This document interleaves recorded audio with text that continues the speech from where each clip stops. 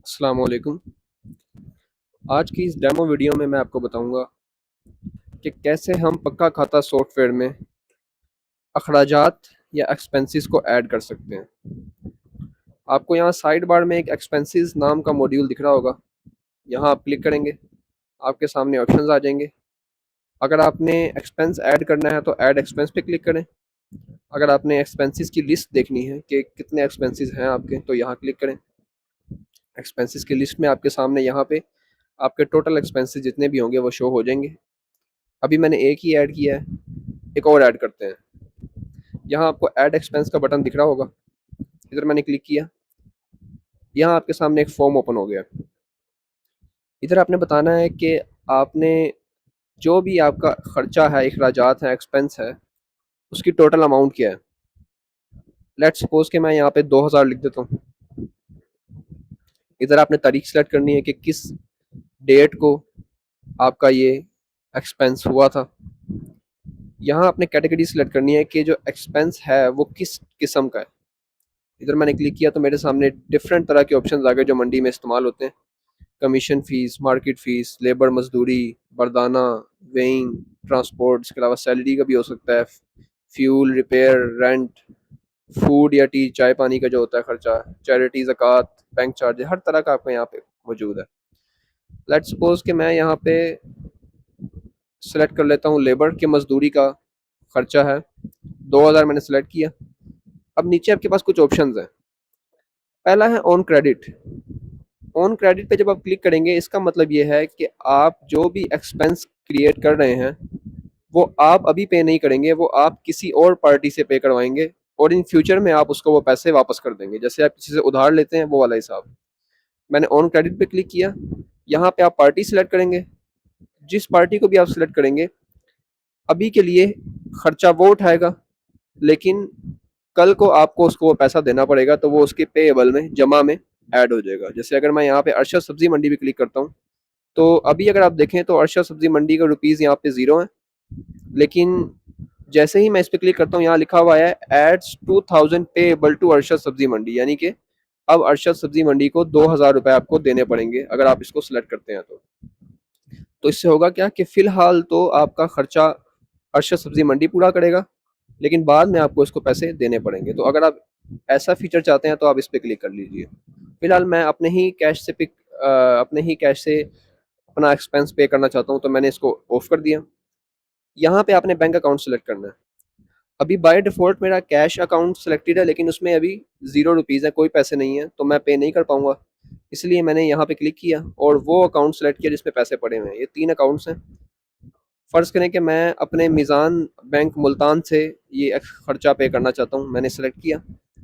इधर आपके पास ऑप्शंस हैं, आप ऑनलाइन ऐप के थ्रू पे कर रहे हैं, चेक के थ्रू पे कर रहे हैं। मैं फ़िलहाल ट्रांसफ़र पे क्लिक करता हूँ। यहाँ नीचे आपके पास एक और ऑप्शन आ जाता है, रिकवरी एंड पार्टी चार्ज। इससे क्या होगा कि फ़र्ज़ करें कोई ऐसा खर्चा है जो आप चाहते हैं कि आप नहीं बल्कि पार्टी पे करे, ठीक है? जिस पार्टी को आप चीज़ बेच रहे हैं, खरीद रहे हैं, जो भी है कोई पार्टी, आप चाहते हैं कि वो ये खर्चा पे करे, तो आप क्या करेंगे, चार्ज टू पार्टी इस पे क्लिक करेंगे। जैसे ही इस पे क्लिक करेंगे, आपके सामने नीचे ओपन हो जाएंगे कुछ ऑप्शंस। आपने चार्ज पार्टी पे क्लिक करना है। यहाँ पे आपके सामने जितनी भी आपकी पार्टीज होंगी सब ऐड हो जाएंगी। आप किसी भी एक को सिलेक्ट करेंगे और यहाँ पे अमाउंट लिख लेंगे। आप चाहें तो पूरा ही उस पे कर दें, जैसे 2000, या आप चाहें तो हाफ या जितनी भी रकम आप उस पे करना चाहें कर सकते हैं। इससे होगा क्या कि अभी तो खर्चा आप पे कर देंगे, लेकिन कल को इस पार्टी को आपको वो पैसे देने पड़ेंगे, मतलब वो उसके रिसीवेबल में ऐड हो जाएगा, नाम में। ठीक है? कि जैसे अभी आदिल का यहाँ पे देखा जाए, तो मैंने जैसे ही आदिल सेलेक्ट किया, तो होगा क्या, 2000 रुपये मेरे अकाउंट से जाएगा फिलहाल के लिए, लेकिन आदिल के वो रिसीवेबल में ऐड हो जाएगा कि कल को आदिल ने आपको वो पैसे देने हैं, तो वो रिकवरी आप आदिल से कर सकते हैं। ठीक है? तो अगर आप ये फीचर चाहते हैं तो आप इस पर क्लिक करके पार्टी सेलेक्ट करेंगे और इधर चार्ज अमाउंट लिखेंगे कि आप उस पर कितना चार्ज करना चाह रहे हैं। फिलहाल मैं चाहता हूँ कि मैं अपने ही अकाउंट से पे करूँ, तो इसलिए मैंने इसको भी अनटिक कर दिया। यहाँ आपके पास है टैगिंग एंड प्रोडक्ट कॉस्ट, कि आप जो भी सेल या परचेज कर रहे हैं, या आप जो भी सॉरी एक्सपेंस कर रहे हैं, एक्सपेंस का खर्चा वो आप चाहें तो किसी प्रोडक्ट पे भी लगा सकते हैं। उससे होगा क्या कि आपका जो भी खर्चा होगा वो आपके बैंक से नहीं कटेगा, बल्कि वो उस प्रोडक्ट की प्राइस में ऐड हो जाएगा। जैसे अगर आपके पास, मैं इस पे क्लिक करता हूँ charge to product cost, select product पे क्लिक करता हूँ, तो आपके जितने भी प्रोडक्ट्स होंगे वो सारे यहाँ पे आ जाएंगे। अभी चूंकि मेरा पास एक ही प्रोडक्ट बना हुआ है तो ये आ गया। अभी इसकी प्राइस 132 है, लेकिन अगर मैं इसको सिलेक्ट कर दूंगा तो इससे क्या होगा कि आपकी एक जो ये एक्सपेंस थी इसकी बेस पे इसकी प्राइस भी बढ़ जाएगी। मतलब आपका जो पैसा रिकवर होगा वो उस प्रोडक्ट्स के जरिए होगा। जब आप उस प्रोडक्ट को बेचोगे तो उसकी प्राइस भी ऑटोमेटिकली बढ़ जाएगी। यहाँ आप क्या कर रहे हो, अपने खर्चे को प्रोडक्ट के साथ जोड़ रहे हो, तो आपकी प्रोडक्ट की वैल्यू बढ़ जाएगी और आप अपनी रिकवरी उस प्रोडक्ट की कॉस्ट के थ्रू कर पाओगे।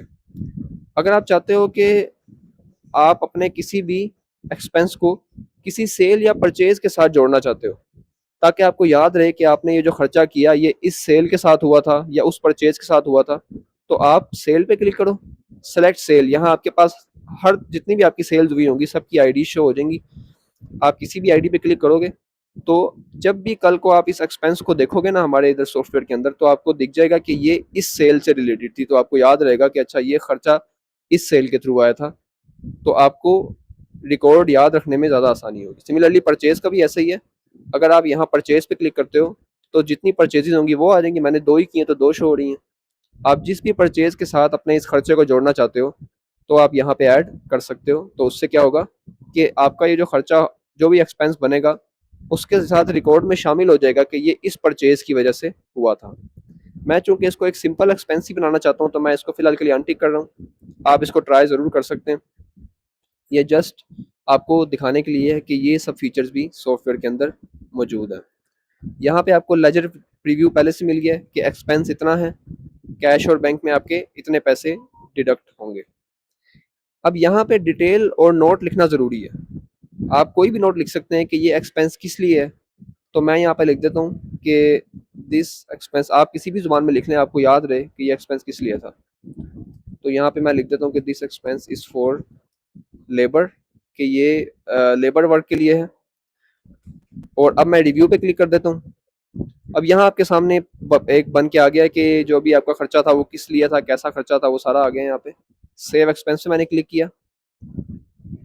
जैसे ही मैंने क्लिक किया तो यहाँ पे आपके सामने एक्सपेंस बन के आ चुका है। आपके बैंक अकाउंट से वो पैसे डिडक्ट हो चुके हैं। अगर आप मज़ीद डिटेल में देखना चाहते हैं तो आप यहाँ क्लिक करें। आपके सामने पूरी डिटेल इसकी ओपन हो जाएगी कि मजदूरी 2000, कैटेगरी लेबर थी, एक्सपेंस डेट ये थी, पेमेंट आपने बैंक ट्रांसफ़र किया है, पेड ऑन 3 जुलाई को आपने पे किया है, paid from Meezaan bank Multan, इस मीज़ान बैंक मुल्तान से आपने किया है। डिटेल्स आ गई जो मैंने एंड पे लिखी थी और किस दिन में ये क्रिएट हुई थी।